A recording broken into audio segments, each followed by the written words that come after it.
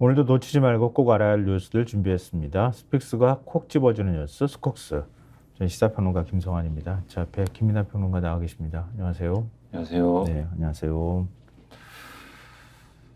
오늘 신문에서 어떤 기사가 제일, 우리가 그냥 솔직하게 지면만 놓고 볼 때는 어떤 기사가 눈에 제일 먼저 띄었어요? 모든 기사가 눈에 띄죠. 네. 그런 거 뻔한 대답 말고요. 이건 뻔한 대답이 아닙니다. 네. 지금 허를 찔렸지 않습니까? 김성환 평론가님 허를 찔렸죠, 지금. 내가 기대하는 답변이 안 나왔어. 네, 이렇게 대답할 줄 몰랐죠. 네. 아니, 그러니까 이거 무슨 대본이 있는 것도 아니고 그냥 즉흥적으로 얘기를 하다 보니까 이런 일을 당하네. 빨리 얘기해 봐요. 세계 이혼. 네. 세계 이혼. 네. 세계 이혼이 제일 눈에 띄지 않았어요? 모든 신문들이 뭘 그렇게 이혼에 관심이 많은가 몰라. 이혼에 대해서는 네. 제가 조금 더 알지 않을까. 네. 그런 생각도 하는데. 네. 아니, 거기는 최태원 회장한테 지금 항소심 재판이었었잖아요. 이혼 재판을 했는데 노소영 관장한테 위자료 20억 원. 이것도 거의 초유의 일이라고 하더라고요. 보통 위자료가 3천만 원 넘기 어렵다고 얘기하더라고요. 근데 20억 원 물어주라고 나왔어요. 그리고 특히 재산 분할 했잖아요. 1심 때는 그때 한 200억 남치셨나요? 근데 이게 갑자기 불어나더니 1조 3,800억 원이 됐어. 와. 근데 또 그 어떤 판결의 근거가 되는 일종의 이제 재산 분할하라고 하면 근거가 있어야 될 거 아니에요? 둘이 재산 형성에 기여했다고 하는 그렇죠. 건데, 그러니까 노세훈 관장 부친이 노태우 전 대통령이잖아요. 노태우 전 대통령하고 그 SK그룹의 최정현 전 회장하고 관계. 그리고 그때 비자금을 건넸고, 그리고 또 SK텔레콤 받는 과정에서 일종의 후광 역할을 했고, 이런 거를 인정을 해줬어. 그러니까 1심에서 노소영 관장 측이 네. 제출 안 했던 거를 제출을 하면서 네. 그 당시에 노태우 정권 당시 영부인이었던 네. 그 여사가 갖고 있었던 김옥순 여사가 갖고 있었던 메모를 제출을 하면서 그러니까 비자금 300억 원, 그렇죠. 당시 돈으로 300억 원이니까 지금으로 말하면 뭐 엄청나게 큰 금, 몇천억 원 되겠죠. 그렇죠. 그게 일종의 형사로 얘기하면 뭐 증거로 인정이 되면서 그 시드머니로 그러니까 그 비자금을 건넸는데 그 비자금으로 그 최정현 회장이 그 태평양증권인가요? SK증권으로 바뀌는 거. 그거를 사들이는데 그 돈을 썼다. 뭐 이런. 결국 뭐 얘기잖아요. 그것으로 시작해서 재산 형성에 기여를 했으니 그러니 재산 분할에 근거가 있는 것이다.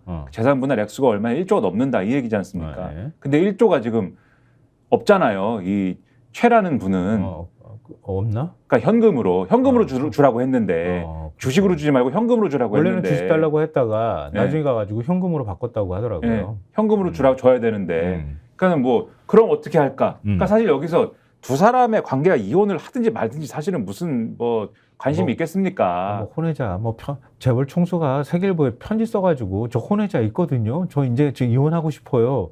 이것도 참 되게 희한한 일이었는데. 그렇죠. 근데 거기까지는 뭐 그냥 스캔들이거든요. 그냥 가십거리인데 여기서 갑자기 의미가 실리는 게 1조 뭐 3천억인가 그거를 어떻게 마련할 거야? 최태원이라는 사람은 이렇게 되면서 지분을 팔아야 되나?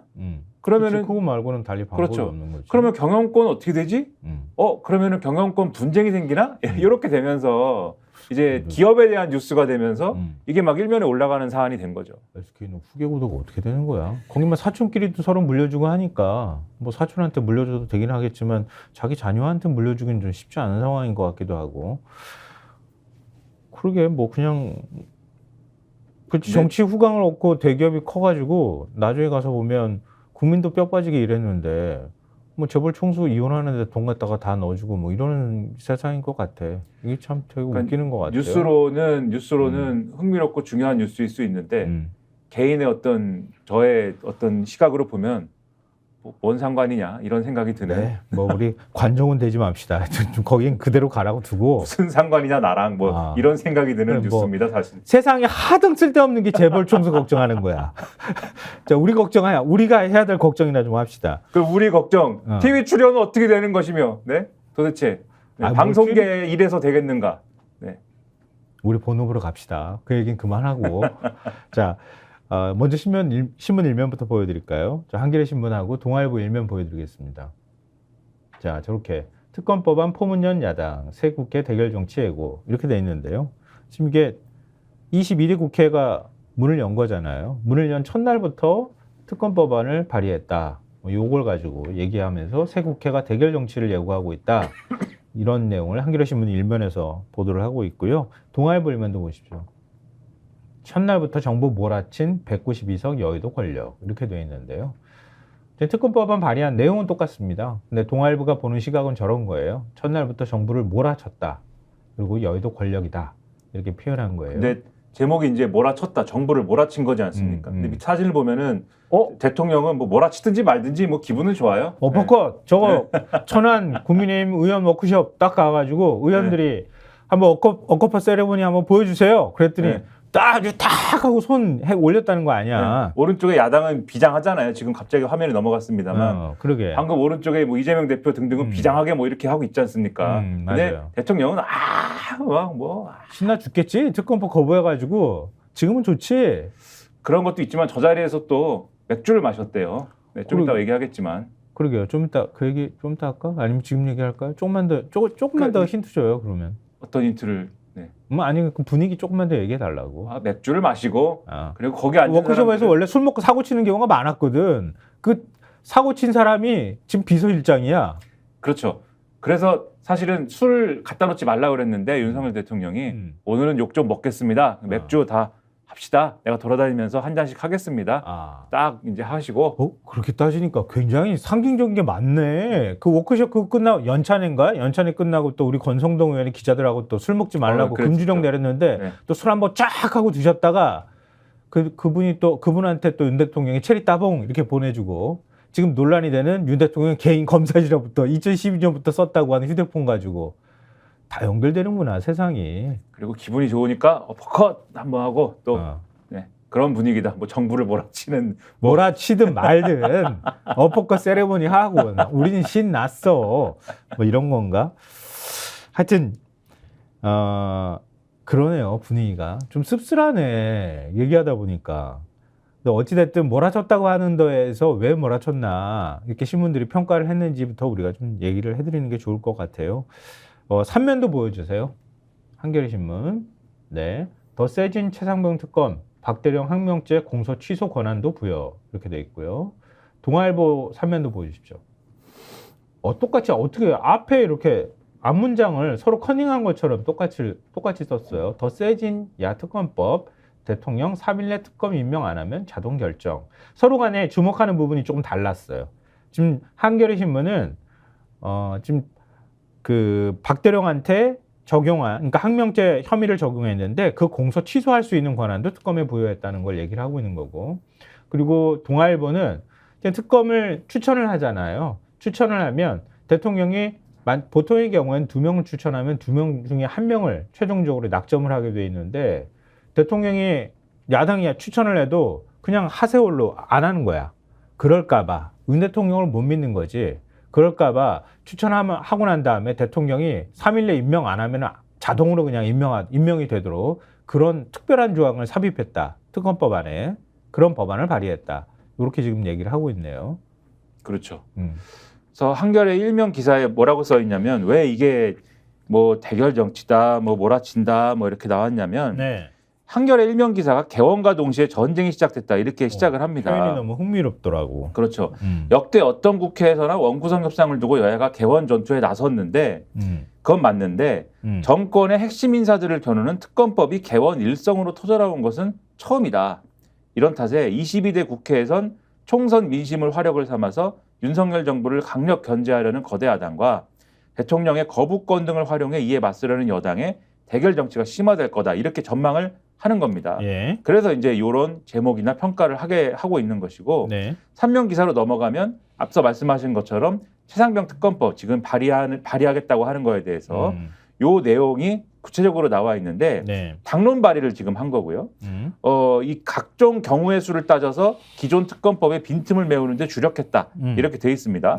기존 특검법이 특검의 역할을 수사 외압 의혹 수사로 국한을 했다면 이번 특검법은 최상병 사건과 관련된 수사와 재판을 모두 포괄할 수 있도록 특검의 수사 대상과 업무 범위를 대폭 늘린 게 특징이다. 이렇게 돼 있습니다. 그래서 경찰, 그리고 공수처, 군사법원, 국가인권위 등으로 쪼개진 수사, 재판을 특검이 다 넘겨받도록 한 것이고 그러면 공수처 수사 외압 의혹도 새롭게 수사 대상에 포함이 되는 거고요. 또 이미 재판 중인 사건의 공소 취소 권한도 특검에 부여를 해서 네. 최상병 사건을 경북경찰청에 이첩한 박정훈 대령에게 더는 항명죄를 묻지 못할 여지를 만들었다. 그렇게 돼 있고 네. 말씀하신 대로 특검 후보 추천권도 이전 법과 달라졌다. 이 새 특검법은 특검 후보 2명 가운데 민주당이 1명, 다른 비교섭단체인 야 6당이 합의해 1명을 추천한다. 네. 기존의 대한변협이 특검 후보 4명을 추천하면 이 가운데 2명을 민주당이 선택해서 최종 후보로 추천한 것과는 다른 것이다. 여기에 대해서 이 김용민 의원, 수석 부대표니까 네. 어떻게 설명했냐면 기존 방식으로도 문제는 없는데 윤석열 대통령의 거부권 행사 이유 중에 하나가 민주당의 추천권을 독점한다는 것이기 때문에 이렇게 변경했다. 이렇게 얘기를 하고 있습니다. 네. 그런데 야당이 추천한 특검 후보 가운데 1명을 대통령이 임명하도록 한 것은 달라지지 않았지만 새 특검법에는 대통령이 야당이 추천한 지 3일 이내에 특검을 임명하지 않을 경우에 후보 둘 중에 연장자가 자동으로 임명되도록 하는 내용이 추가가 됐다라고 하는데 이거는 역대 특검법에는 없던 특수한 조항이거든요. 네. 여기에 대해서도 이 김수석 부대표는 3일 이내에 임명하면 되기 때문에 대통령의 재량권을 침해하는 건 아니다. 그런데 그럼에도 이걸 왜 넣었느냐? 어느 정부에서도 대통령이 규정을 지키지 않을 것이라고 가정한 적은 없는데 이 정부는 그 일이 반복되기 때문에 부득이 넣은 것이다. 이렇게 설명을 하고 있습니다. 네. 그리고 차상변 특검법과 함께 민생위기 극복을 위한 특별조치법안, 그러니까 민생위기 극복 특별법 일명인데요. 당론 발의도 했는데요. 전 국민에게 1인당 25만 원에서 35만 원 범위의 지역사랑 상품권을 지급하는 내용인데 이게 차등 지급에 동의하겠다고 이재명 대표가 얘기한 바가 있잖아요. 지급 대상은 전 국민으로 하되 지급액은 소득 수준에 따라 25만에서 35만 원 사이에서 차등을 두고 대통령령으로 정하도록 했다고 합니다. 근데 뭐 그 다음에 이성윤 그 민주당 의원이 조만간에 도이치모터스 주가 조작 의혹하고 서울 양평고속도로 특혜 의혹, 명품 가방 수수 등을 수사하는 김건희 특검법도 발의할 예정이다. 이렇게 한겨레 신문에서는 전하고 있고요. 동아일보도 내용의 골자는 거의 비슷합니다. 근데 앞서 이제 한겨레 신문의 표현들이 되게 이례적이잖아요. 일종의 전투 모드에 대한 얘기들을 썼는데 동아일보 3면 기사 보면은 민주당이 이런 특검법을 바로 당론 법안으로 발의하며 몰아치기에 나섰다 이런 표현이 좀 들어가 있습니다. 그리고 쌍방울 대북 송금 특검 의혹 재판 과정에서 불거진 술자리 회유 사건 등에 대한 특검법도 다음 달 3일 추가 발의하기로 했고 여기에 대해서 국민의힘은 앞에서는 민생을 말하면서 뒤에서는 방탄에만 골몰하는 검은 속내다 반말하면서 개원 첫날부터 전국이 급속하게 얼어붙었다. 이렇게 이제 표현을 하고 있는데요. 동아일보는 각 조항마다 논란이 되고 있다. 뭐 논란이다. 이런 식의 표현들을 계속 쓰면서 반박을 하는 내용들을 이렇게 표현하고 있더라고요. 근데 그거는 앞서도 민주당의 얘기들을 설명을 해줬으니까 동아일보는 반대 시점에서 민주당의 얘기를 전하고 있어요. 예를 들면 이런 거예요. 지금 그 특검 후보 추천을 받은 대통령이 3일 이내 특검을 임명하지 않을 경우 연장자가 자동으로 특검에 임명되도록 한 부분을 두고 대통령의 공무원 임명 권한을 침해한다는 논란이 일고 있다. 이러면 민주당에서 거기에 대해서 설명을 한 부분들을 뒤에 붙이는데요. 김용민 원내 수석부대표가 특검에 전례가 없는 조항이라면서도 3일 이내에 임명해야 한다는 법을 따르지 않는 대통령이 잘못한 것이지 법이 잘못된 것은 아니다. 뭐 이렇게 주장했다고 하는 내용처럼 이렇게 앞서 민주당이 하려고 하는 거에 반대 논리로 동아일보가 논란이다라고 하면서 쓰면 민주당이 거기에 역으로 거기에 대한 설명을 붙이는 이런 방식으로 좀 기사를 구성하고 있습니다. 뭐 진보신문하고 보수신문의 어떤 보는 시각이 좀 차이가 있다. 이런 정도로 우리가 이해하면 될 것 같아요. 아마도 다른 신문들 그나마 근데 동아일보는 어쨌든 그나마 그 정도는 하니 다행이지. 민주당의 안이 있고 거기에 대한 비판이 있고 그런데 민주당은 그 비판에 대해서 반론한다. 요구성인데 다른 보수 언론은 그것도 안 해요. 다른 보수 언론은 그냥 여기는 논란이 된다. 논란이 된다. 대통령의 행정 재량권 침해한 것이 침해했다는 지적이 나온다. 여기서 끝나요, 그냥. 맞아요. 뭐 그걸 우리가 다 일일이 설명드릴 필요는 없을 것 같은데요. 다만 국민의힘에서 뭐라고 하는지는 우리가 들어봐야 될 거 아니겠어요? 그렇죠. 민주당이 조국혁신당과 손잡고 방탄에 나섰다 이러면서 반발했다고 하는데요. 추경호 원내대표는 공수처 외압 의혹의 특검에 대해서 자고 나면 의혹을 제기하는 습관이 있느냐, 공수처가 수사 과정에 있는데 무슨 외압 의혹인가 얼토당토하는 이야기다 이렇게 얘기를 했다고 합니다. 그리고 차상배 특검법에서 특검 추천권을 비교섭 단체까지 확대한 것을 두고 이렇게 사실상 조국 혁신당한테 특검 그 추천권을 준 거나 마찬가지다 이렇게 얘기를 하고 있는데 장동혁 원내 수석 대변인은 조국 혁신당은 입법권을 남용해 정치 보복하겠다는 사람들인데 그 사람들에게 추천권을 주는 게 맞느냐 이렇게 얘기를 했다고 합니다. 또 3일 이내 특검을 임명하지 않으면 연장자가 자동으로 특검에 임명되는 조항에 대해서는 대통령 특검 임명권까지 박탈해 위헌 소지가 크다 이렇게 비판했다고 합니다. 민생회복지원금에 대해서도 현금 살포 포퓰리즘이다. 행정 입법권까지 침해하는 지역화폐 지급 법안을 민생회복지원 대책이라며 22대 국회 전면에 내세우고 있다 이렇게 비판을 했다고 합니다. 그리고 원내 핵심 관계자는 통화에서 어려운 사람을 지원하는 예산은 본 예산에 반영해 안정적으로 지급해야 하고 지난해 예산안에 관련 지원액을 충분히 담았다 이렇게 말을 했다고 합니다. 그럼 뭐 지금 14번 거부권 행사했는데 이렇게 보면은 뭐 20번이든 뭐 계속 행사할 것 같네.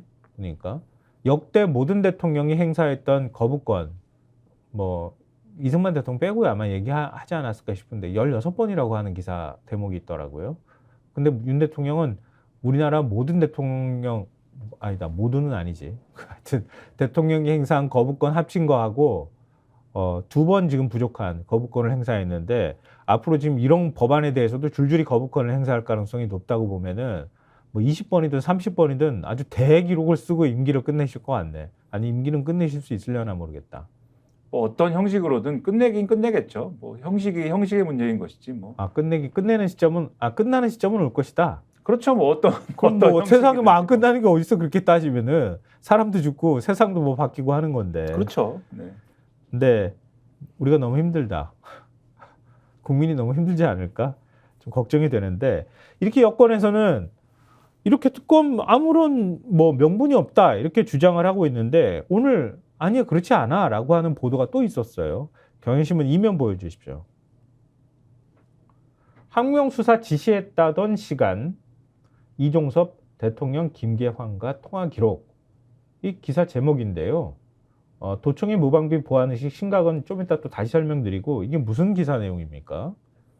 솔직히 무슨 내용인지 모르겠어요. 이게 그러니까 기사를 좀 친절하게 써주세요. 경향신문은 이 기사를 3번, 4번씩 읽어도 무슨 얘기인지 모르겠는데 하여튼 시점은 공교롭게 그 시간에 맞아떨어지는 뭐 상황이 있다는 거잖아요. 무슨 얘기냐면 이전에 이제 쭉 논란이 된 게 윤석열 대통령이 이 고비고비마다 자신이 직접 전화를 통해서 이 이종섭 전 장관이라든가 등등에게 전화를 해서 뭔가 지시를 하고 뭔가 그런 거 아니냐. 왜냐하면 통화한 기록들이 나왔으니까 이런 의혹들이 있는 거 아니겠습니까? 네. 그리고 그런 의혹 중에 박정원 전 해병대 수사단장에 대해서 항명과 관련된 수사해라. 그러니까 이거는 왜 시키는 대로 안 했느냐. 그래서 시키는 대로라는 거는 임성근 사단장이나 이런 사람들 혐의 대상에서 빼야 되는데 왜 그걸 혐의 대상에서 빼지 않은 상태로 기처분이나 해버렸느냐. 그러니까 이거 항명 아니냐. 이것이 윤석열 대통령으로부터 온 지시 아니냐.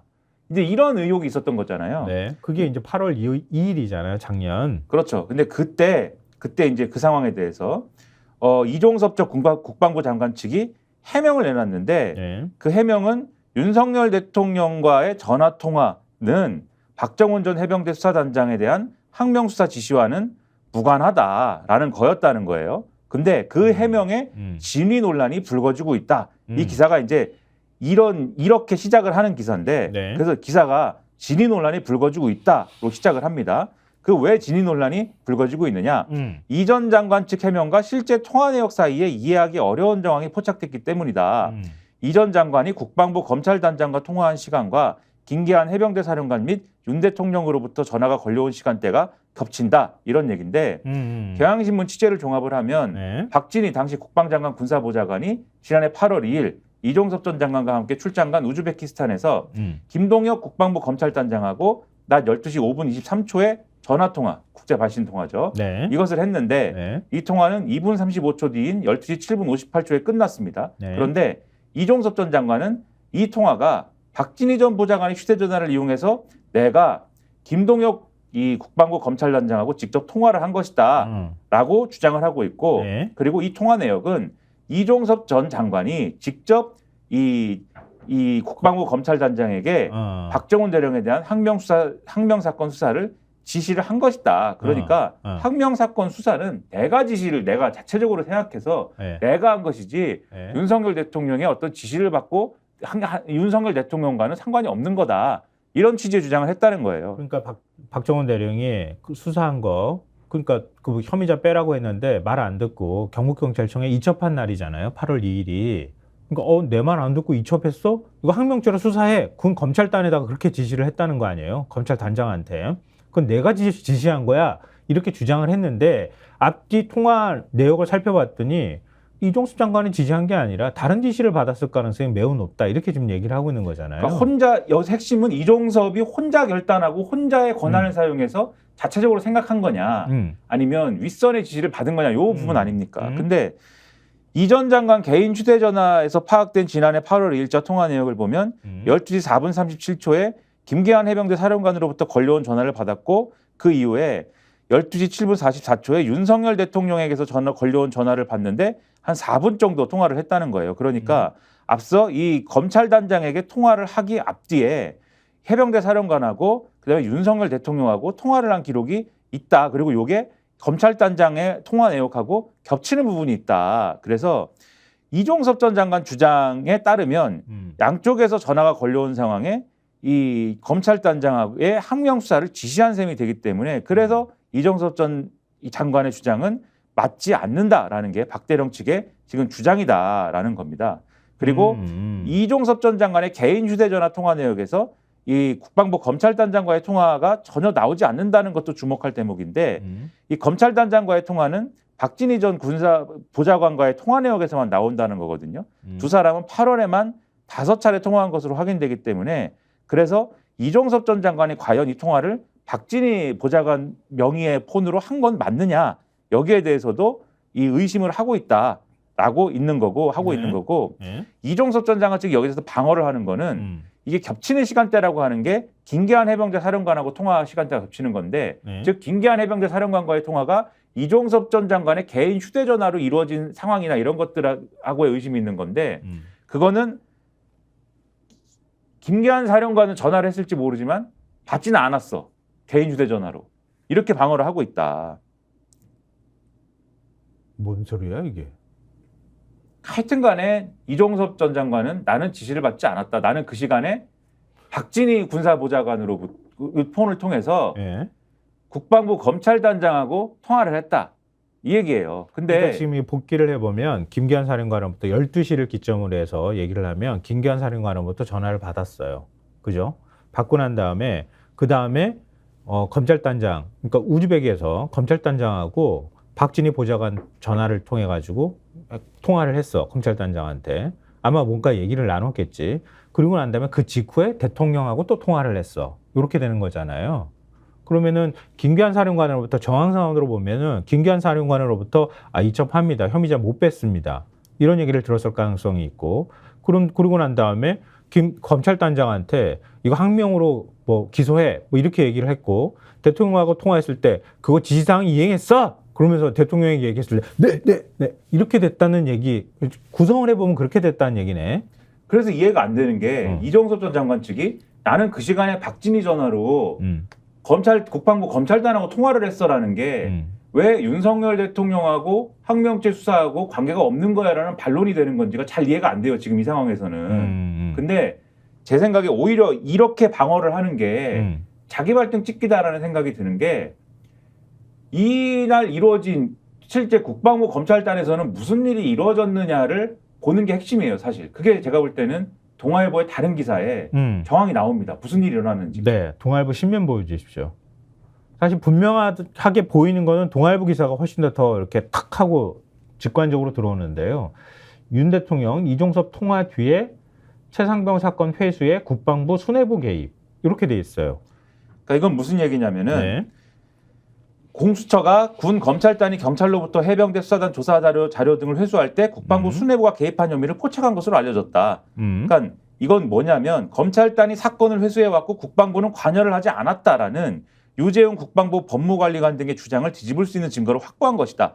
동아일보 이렇게 평가를 하고 있는데 동아일보가 취재를 해보니까 공수처는 지난해 8월 2일 오후 2시 40분경 유재훈 관리관이 김동혁 군 검찰단장과 통화한 기록을 확보한 것으로 알려졌다. 이 통화는 유 관리관과 김 단장의 첫 통화로 둘은 평소 연락을 하는 사이가 아니었다고 한다. 이렇게 돼 있고요. 예. 이들 통화의 시점은 군 검찰단이 내부 회의를 막 시작하려던 시간대였다.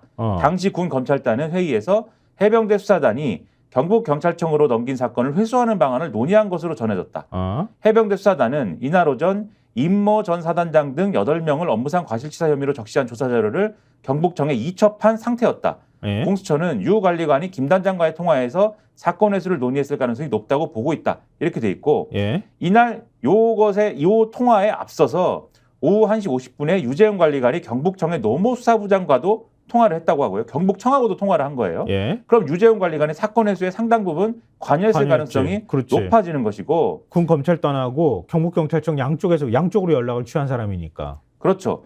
그리고 이런 것들에 대해서 지금까지 유재훈 관리관은 나는 몰랐고 안 했습니다. 라고 계속해서 말해왔는데 그렇게 말해온 이유는 결국 법조계에서 어떻게 평가하느냐. 임 전 사단장을 구하기 위해서 사건을 회수해 왔다라는 의혹을 차단하기 위해서 유재훈 관리관과 이종섭 전 장관이 계속 국방부 검찰단이 자체 판단한 사안이다라고 주장을 하고 이종섭 전 장관도 귀국 후에 사후 보고 받는 과정에서 이 사안을 알게 됐다. 이렇게 주장을 해온 거다. 그래서 검찰단이 자체 판단으로 순수하게 사건을 회수해 왔다는 걸 강조해서 책임을 피해가려는 걸로 보인다. 법조계가 이렇게 해석을 해왔다는 거예요. 예. 그 내용인데 근데 앞서 경향신문하고 이렇게 맞춰보니까 그림이 나오는데 이종섭 전 장관이 뭐라고 그랬어요? 검찰단장하고 지금 박진희 통화했다 그러잖아. 박진희 폰으로 통화를 했다면서요. 그래. 난 개입 안 했다고 하면서 왜 통화는 해? 그리고 그 검찰단장하고 통화를 한 거는 박정훈 항명수사 지시 때문이다라고 했으나 그날 국방부 검찰단이 논의한 건 뭐예요? 그 통화 2시간 이후에 논의한 건 뭐예요? 사건 이첩 회수해가지고. 이첩 회수해 오는 얘기를 2시간 있다 할 건데 장관한테 전화가 왔는데 국방부 검찰단이 박정훈 대령 항명수사 지시 그 얘기만 하고 그 전화가 끝나는 전화겠느냐. 우리는 이렇게 의심을 할 수 있는 거잖아요, 지금. 항명죄로 기소해. 그럼 검찰단에서 스스로 판단해가지고 기소할 수 있는 거니까. 군 검찰단에서 기소하면 되는 거니까. 군 검찰단이 기소를 하고 거기에 플러스 알파로 이미 사건이 이첩됐는데요. 그러면 다시 갖고 와. 그렇게 됐을 가능성이 있는데 군 검찰단이 갖고 올 수가 없잖아. 해병대 수사단에서 이첩을 했으니까 그러면 유재훈 관리관 통해가지고 유재훈 관리관이 조치 취해.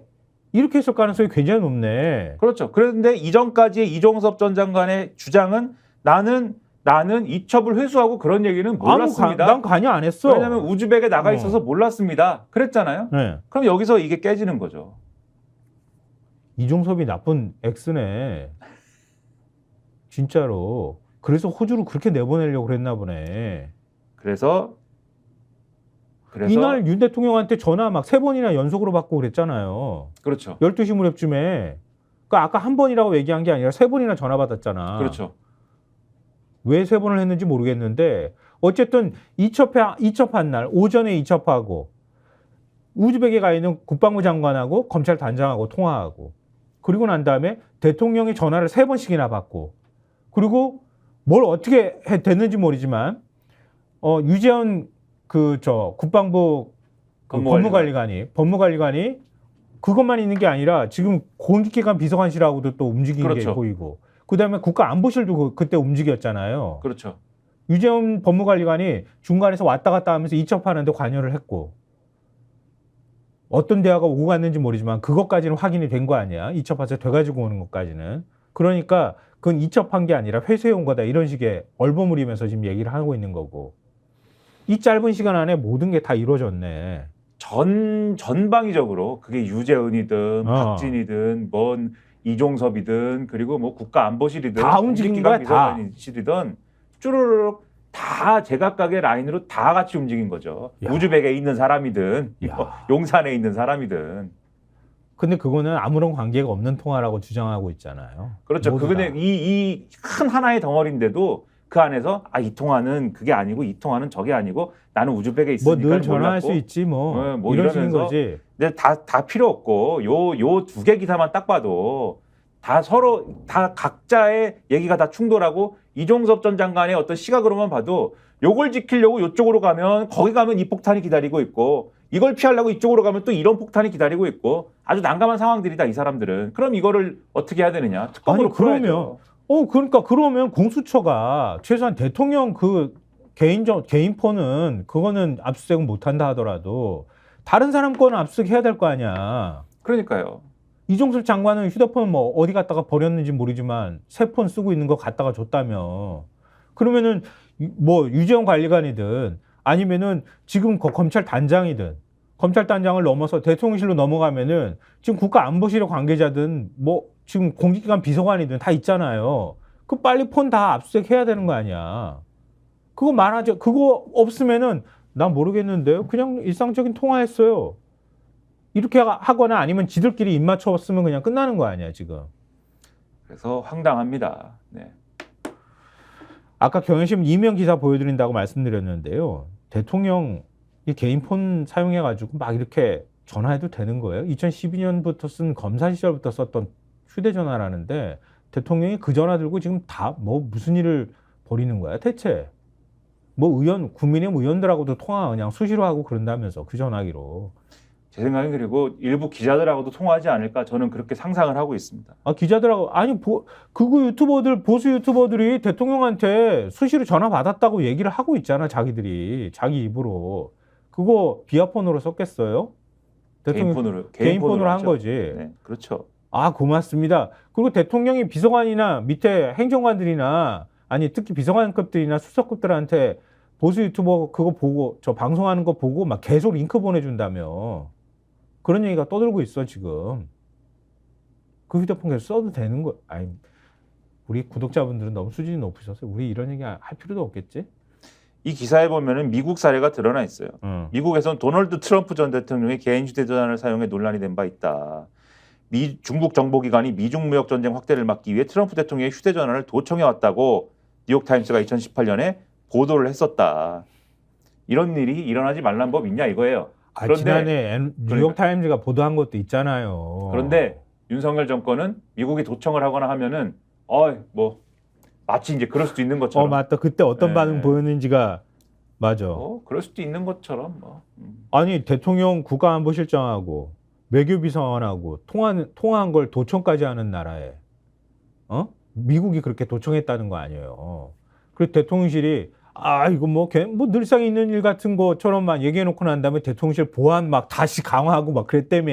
그 이후에 그 공사비 들어가고 그랬다는 게 보도가 나온 게 제가 기억이 나거든요. 근데 이게 어떻게 대통령이 개인 전화로 막 국방부 장관하고 통화하고 그래도 되는 거야? 뭐 대통령은 뭐 가능하다고 생각하는가 보죠. 아니 대통령실 바로 지척에 미군 부대가 있잖아. 미군 부대에서 도청한다며. 모든 걸 알려주고 싶은가 봐요. 네. 나는 미국에 대해서 이렇게 투명하다 뭐 이런 모드일까요? 근데 미국만 하려나 도청을 뭐. 아니 다른 나라도 할 수 있겠지. 왜 안 해? 첩보전이 얼마나 치열한데. 정말 투명한 대통령인가 봐요. 외국에 대해서만 투명하고 우리에 대해서는 투명하지 않고. 네? 근데 더 나 이 기사에서 황당했던 게 여권이 어떤 반응을 보이는지 넣었는데 여권에서는요. 소통에 유리하다고 긍정평가를 했답니다. 박근혜 정부 청와대에서 일했던 한 관계자는 역대 대통령이 소통에 좀 많이 막혀 있었으니까 그런 차원으로 보면 긍정적이다. 의원들도 그런 소통을 좋아한다. 이렇게 얘기를 했다고 합니다. 그 소통입니까? 네. 관리지? 관리, 통제, 예? 정신 차리세요. 그게 뭐 소통입니까? 대한민국 대통령이 어떤 사람이라는 거를 이렇게 시야에서 이렇게 감춰하고 듣다가 맨날 빵빵 웃음 터뜨리는 거 아니야? 뭐 어떻게 저런 사람이 대통령을 하나 이런 생각하고 다 판단하는 거 아니야? 윤 대통령은 어떤 정책 결정을 할 때 이렇게 결정하는 사람입니다. 그리고 예상 가능하잖아. 국방 문제에 있어서도 이렇게 불확실성이 큰 사람이기 때문에 이거 미국이 절대 윤 대통령한테 주도권 주면 안 됩니다. 이러는 거 아니야 혹시? 지금 그러지 않아도 북한이 막 풍선 날리고 미사일 막 10발씩 쏘고 막 이러는데 뭐 GPS 교란도 시키고 있다며. 그러면 하반기에는 더 긴장 국면이 조성될 가능성이 있는데 그 윤 대통령은 저 북한이 다음번에 저러면은 그냥 미사일을 쏴서 마치든가 아니면은 뭘 대응할 가능성이 굉장히 높습니다. 그러면 어떻게 하겠어요? 미국에서 더 윤 대통령 더 빡 움켜쥐려고 하겠지. 함부로 행동하지 마. 그렇게 하겠지. 미국은 많이 이해할 거예요. 자기들도 뭐 트럼프 겪어봤기 때문에 코리안 트럼프라고 생각하겠죠. 뭐. 바이든 대통령이 트럼프는 대선에 나와서는 안 된다 이렇게 얘기했다는데 어떡하냐. 우린 다 이미 대통령 돼가지고 말이야. 하여튼 아까 그 여권 관계자 멘트 제가 읽어드렸잖아요. 소통의 측면에서 굉장히 긍정적이다. 이 심각한 이 보안 유출 사고가 발생할 수 있는 위험한 행동을 대통령이 하고 있는데도 불구하고 그렇게 평가를 했다고 하는데 여권의 분위기가 어떤지 아까 대통령의 그 세레모니 제가 말씀드렸잖아요. 대통령의 세레모니가 있었던 천안 워크숍이 벌어진 그 현장에서 어떤 일이 있었는지 영상으로 저희가 잠깐만 보여드렸고 볼까요? 제가 똘똘합니다. 똘똘! 네, 감사합니다. 다시 한번 인사드리겠습니다. 우리가 한 몸이 돼서 나라를 지키고 나라를 개혁하고 국가의 미래를 위해서 이 나라를 발전시키는 그런 당이 되고 저도 여러분과 한 몸으로 뼈가 빠지게 뛰겠습니다. 고맙습니다. 그리고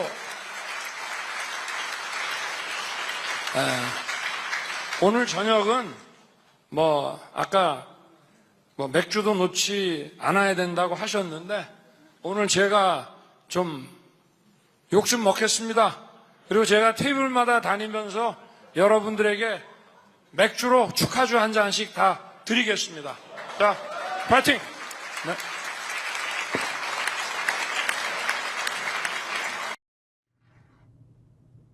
똘똘.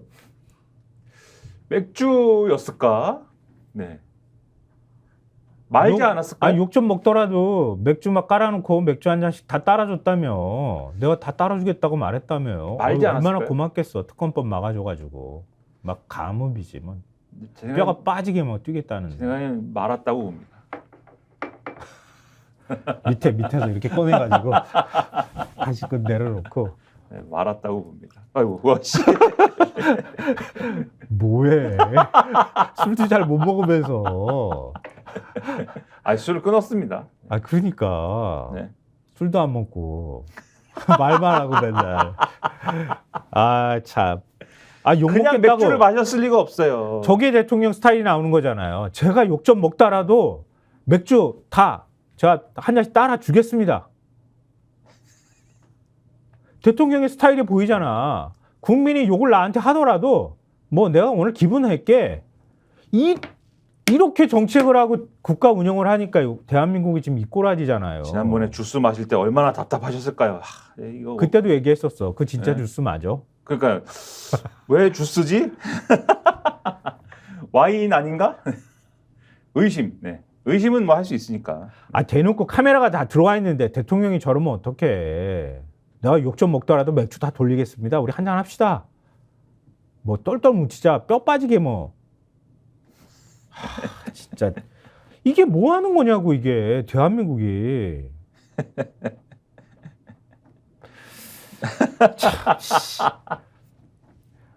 자, 신문을 어떻게 보도하고 있는지 보여드릴게요. 자, 동아일보 3면요. 밑에 나왔는데요. 우리는 한 몸, 뼈 빠지게 뛰겠다. 우리는 한 몸이라는데요. 뭐 당정 분리하고, 당정 분리까지는 안 가더라도 수직적인 당정 관계 바꾸자고 그렇게 입 바른 소리 하더만 한 몸이라는데 뭐 이제 뭐 말이 필요 없네. 뭐 언제는 뭐 명예 총재를 해도 된다는 등 뭐 그런 말씀도 한 것 같은데요. 맞아. 그 여당 일각에서. 맞아. 우리 중앙일보 오면 보여주십시오. 자, 일단 당과 뼈가 빠지게 뛰겠다. 똘똘 뭉치자. 이렇게 한 거. 한겨레 신문 3면요. 지나간 건 다 잊고 한 몸 되자. 이 지나간 건 뭘 말하는 걸까? 우리 선거 참패한 선거 참패한 거 싹 잊어버립시다. 야, 네. 나 때문에 지금 졌다라고들 하겠지만 네. 그건 이제 지나간 거야. 네, 맥주 한 잔씩 먹고 네. 다 싹 잊고 새로운 사건 맞자 이제. 앞으로 특검 줄줄줄줄 대기하고 있는데 한 몸처럼 내가 거부권 행사할 때니까 표 던져줘. 자, 8명 배신자 나오면 죽어. 이러는 건가? 그래서 여기도 보면 동아일보 기사에 어떻게 써 있냐면 국민의힘 지도부는 이날 윤 대통령이 도착하기 전부터 제일 중요한 화두는 단합과 결속이다. 쉬운 말로 똘똘 뭉쳐야 된다. 뭉치지 않으면 아무것도 막아내지 못한다. 추경호 원내대표가 이렇게 단일되어 강조했는데 동아일보가 이렇게 해석을 했어요. 야당의 네. 김건희 특검법, 최상병 특검법 등 처리와 윤 대통령의 거부권 행사 재표결에 대비해 거부권이 무력화되는 8표 이탈을 막는 것을 여당의 가장 중요한 과제라고 밝힌 셈이다. 이렇게 평가를 하고 있는데 네. 내부에서 뭐라고들 하느냐. 집권 여당이 정책 주도권을 선점할 당론 1호 법안을 내놓는 대신에 보통 워크숍하고 이러면 거기서 여러 가지 좋은 얘기하고 1호 법안 이런 거다라는 얘기도 하고 이런 게 나와야 되는데 없잖아요. 그런 네. 건 없고 거부권을 뭐 수호하자 뭐 이런 분위기지 않습니까? 네. 거기에 대해서 거부권 무력화를 막기 위한 결속만 강조했다는 지적이 나왔다 이렇게 돼 있어요. 당 지도부 출신의 여당 중진 의원은 당이 디펜스 하기에 바빠 오펜스 할 여력이 없는 상황에 내몰린 것 같다.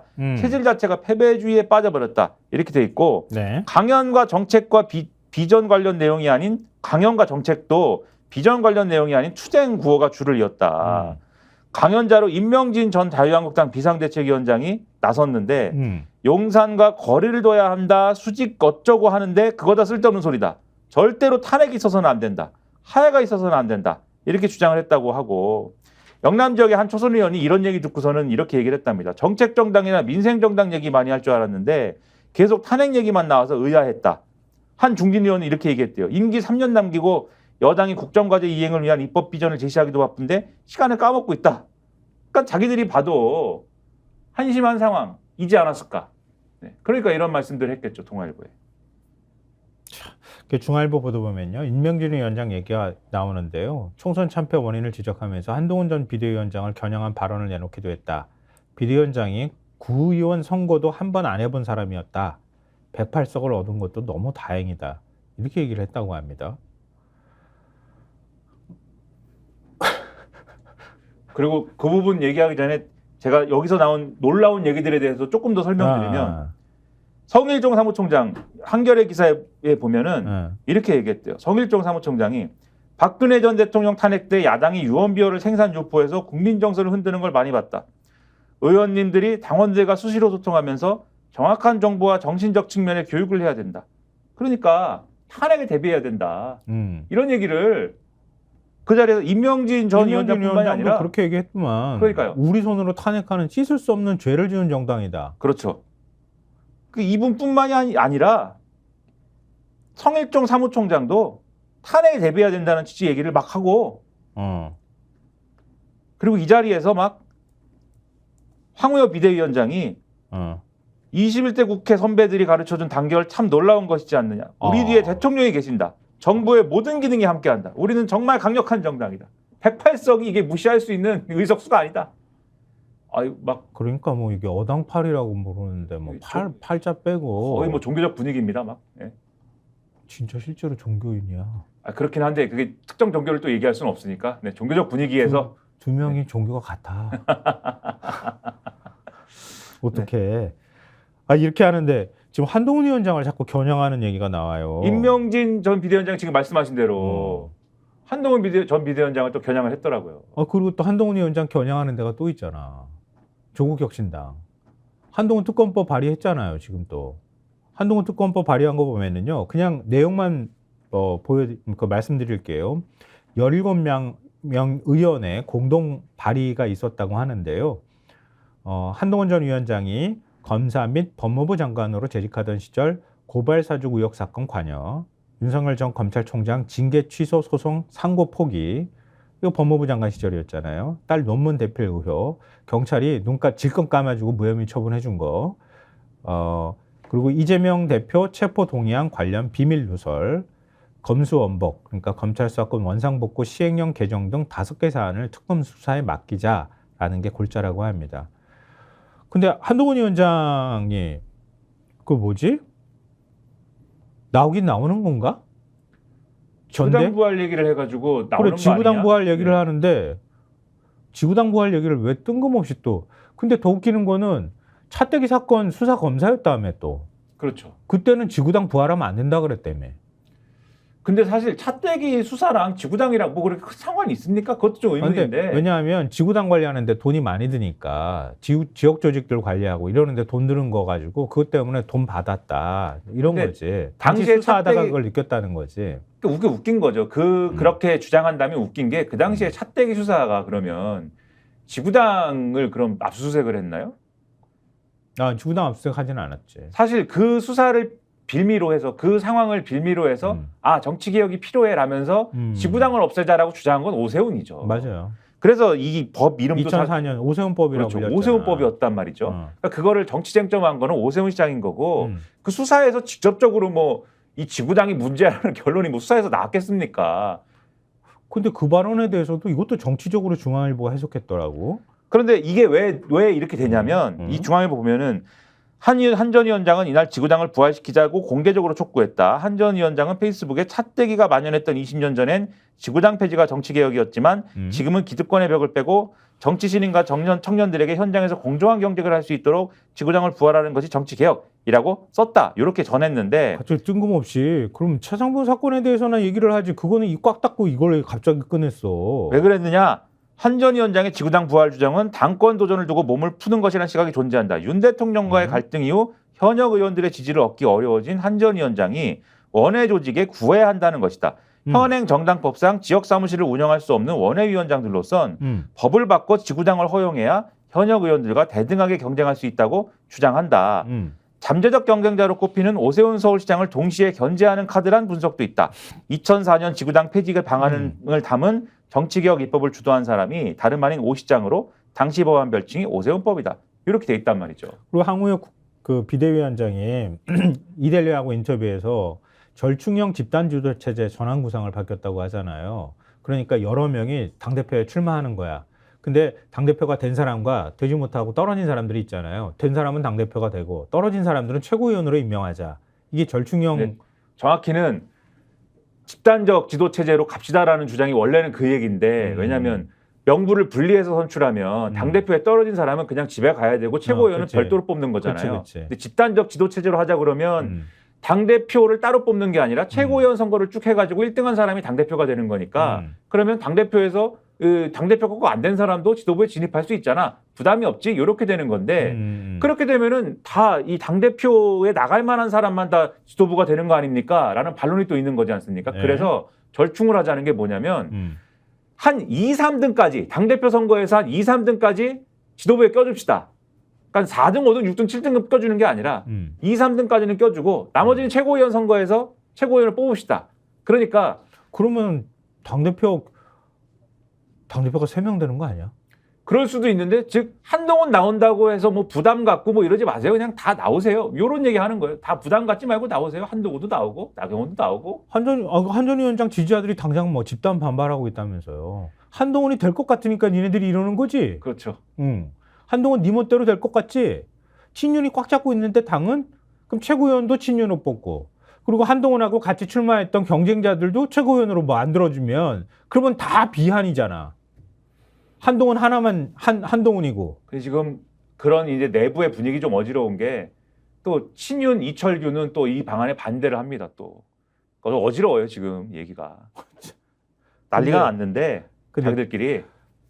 그 동아일보 이기용 대기자가요 칼럼을 썼어요. 한번 보여주세요. 한동훈 5년 더 기다려야 한다. 야, 나오지 말란 소리잖아. 나오지 말란 소리인데 이거 뭐 나오지 말란 소리 이거 다 우리가 설명하기에는 시간이 좀 부족할 것 같긴 한데 김일환 평론가가 중요한 부분들이 아주 눈에 톡 띄는 게 똑똑 들어가 있더라고요.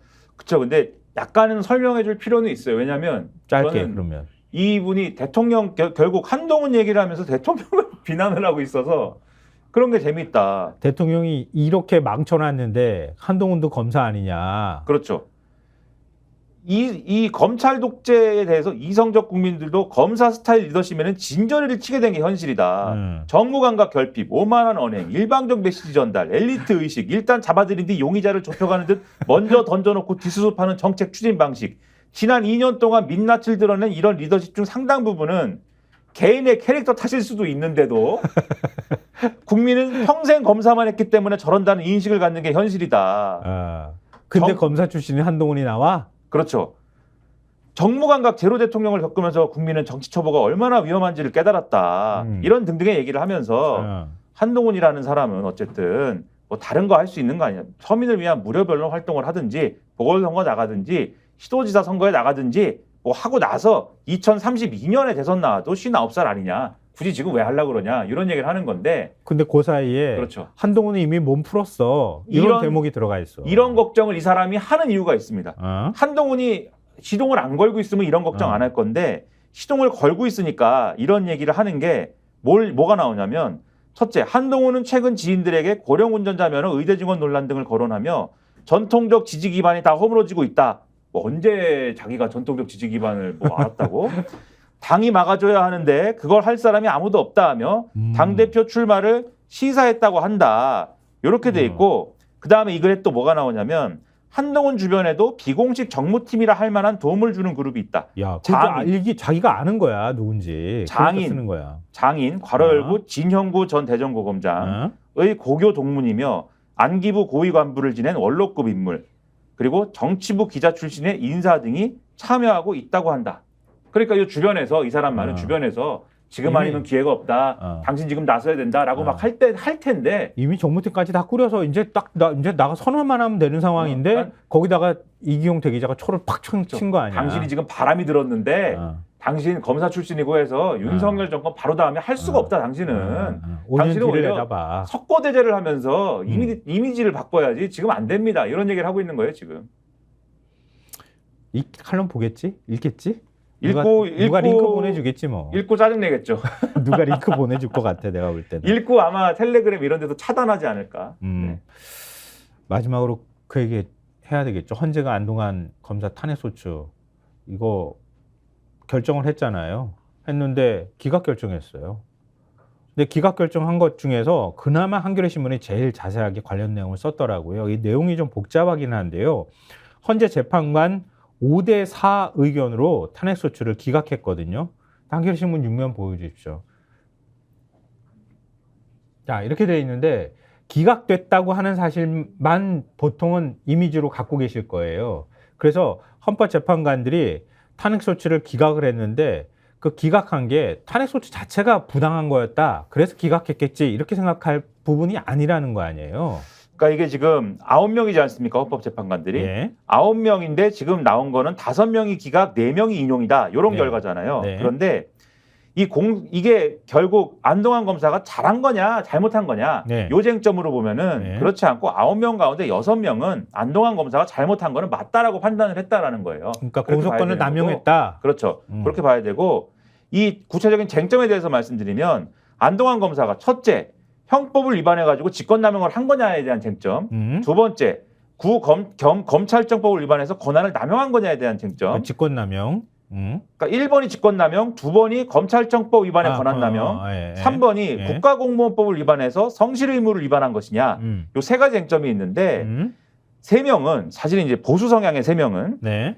이 세 가지 쟁점 모두에서 안동환 검사는 위반한 바가 없다. 그래서 이거는 애초에 이거는 어떤 직무상의 의무를 위반했다고 인정하지 않겠다라는 게 3명의 판단이에요. 예. 나머지 6명 중에 예. 5명 중에 2명의 경우에는 검찰청법 위반, 권한남용도 맞고 예. 국가공무원법상의 위반, 즉 성실의무 위반도 맞는데 그런데 그게 맞지만 대법원의 판결이 있지 않습니까? 네. 일단 유우성 씨에 대해서 유우성 씨에게 국가형벌권이 행사되는 사태가 발생하지 않았다. 첫째. 두 번째, 이 판결로 지금 이 안동환 검사가 공소권을 남용했다는 게 증명이 되지 않았습니까? 예. 그래서 앞으로 검사들이 공소권을 남용해 공소 제기하는 행위가 반복될 가능성이 높다고 보기 어렵다. 예. 그래서 애초에 탄핵 심판 제도의 목적은 앞으로 이런 일이 반복되는 것을 막고 이러한 일로 억울하게 어쨌든 형벌을 당하는 사람이 막는 것이 목적인데 요 앞에 대법원 판결로 달성이 됐다. 그래서 되게 웃긴다. 2명은 안동환이 잘못을 했지만 어거지로 봐준 느낌이네. 그렇죠. 탄핵에 이를 정도는 아니다. 이렇게 판단을 한 거고 예? 그다음에 이제 나머지 3명의 경우에는 앞서 3가지 쟁점에 대해서 모두 안동환 검사는 위반을 했다. 그렇기 때문에 탄핵소추는 인용해야 된다. 이렇게 판단했다. 이게 한겨레 기사의 핵심 내용입니다. 그러니까 숫자로 겉으로 드러나는 건 5대4지만 5라고 하는 숫자 안에도 법을 위반한 부분에 대해서는 인정했다고 하는 사람들이 들어갔다는 거예요. 그러면은 그걸 엄격하게 바라봤으면은 오히려 인용을 더 많이 했을 수 있는 숫자가 나올 수 있는 상황이었다. 이걸 한겨레 신문이 얘기하고 있는 거잖아요. 그래서 부정할 수가 없어요. 안동환 검사의 행위가 부당하다는 거는. 그래서 지금 한겨레 사설 말씀하시겠지만 그 직전에 제가 말씀드리고 싶은 게 네. 오늘 조선일보 사설의 제목이 정략적 검사 탄핵도 기각 탄핵 정치 안 된다거든요. 그러니까 이건 무조건 하여튼 그런 내용이지 않습니까? 뻔한 내용인데. 그렇죠. 아까 그 얘기했던 건 그쵸. 내용이지. 뻔한 내용인데 그걸 쓰면서도 어떤 대목이 들어가 있냐면 헌법재판관 4명이 탄핵안 인용 의견을 냈다는 점에서 민주당의 탄핵안 자체가 완전히 엉터리라고 말하기는 어렵다. 이렇게 쓰는 거예요. 근거가 없는 것은 아니다. 그렇죠. 어쩔 수 없이 이렇게 쓸 수밖에 없는 내용인 거예요. 조선일보도. 그 한겨레신문 사설 보여주십시오. 사설이 보복 기소 검사 탄핵 기각 헌재 공소권 남용 부추기나 이게 사설 제목이에요. 거기 보면요. 세 번째 그 내용이 나와요. 대법원의 공소권 남용 판결에 대해서 공소권 남용했다고 대법원이 판결을 한 거예요. 그러면은 탄핵이라고 하는 거는 법률과 헌법과 법률 위반한 게 있는지 없는지를 보는 거 아니야. 그럼 위반한 게 있으면 탄핵시키면 되는 거잖아. 파면하면 되잖아. 대법원이. 근데 안 했다는 거예요. 그걸 얘기하면서 9명 중 5명의 보수 성향 헌법재판관들이 반대를 한 거다. 아까 5라고 하는 숫자가 전부 보수 성향.